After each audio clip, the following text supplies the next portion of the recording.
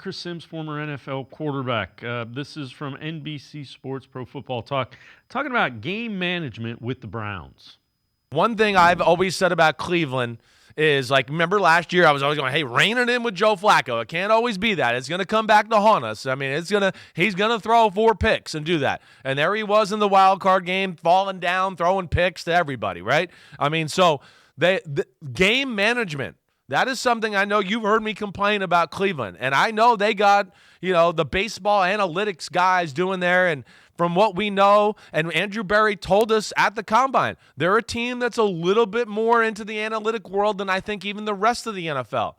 But what I find interesting is a guy like Vrabel, Mike.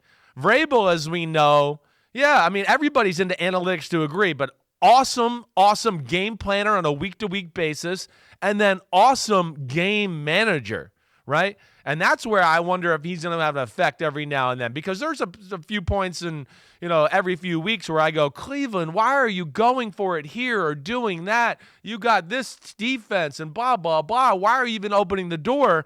And maybe I think Vrabel can add some value in that department as well, because I think he's one of the best game managers in the sport. Let's welcome in Brad Ward from the Orange and Brown Report and the All Eyes on Cleveland podcast. And when I heard Chris Sims talk about that, that is a strength of Mike Vrabel without question.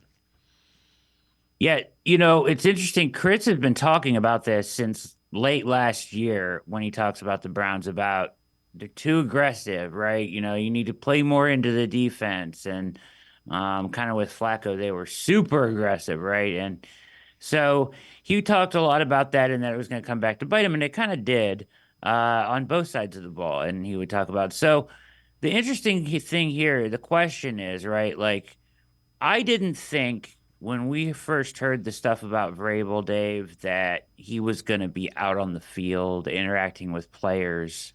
That is amazing that he is, but I didn't expect that, right? So that's a huge bonus. That's awesome that he wants to get involved at that level as well. But will he be able to influence the actual game management, because they are so locked in on what the analytics tell them to do, Dave? So, like, will he be able to move them off that at times? And I understand and I agree with a lot of the analytical decisions they make, but at times I wish they would every now and then have a feel for the game a little bit more, right? Like, yeah, it's okay to run it here on third down. You have a lead and kick it away to your defense or whatever, you know what I mean? Or not go for it here because you have a great defense. And I think that is more of a feel for the game thing. And at times, small criticism of Stefanski, I wish he would go with a little more feel for the game and less analytical.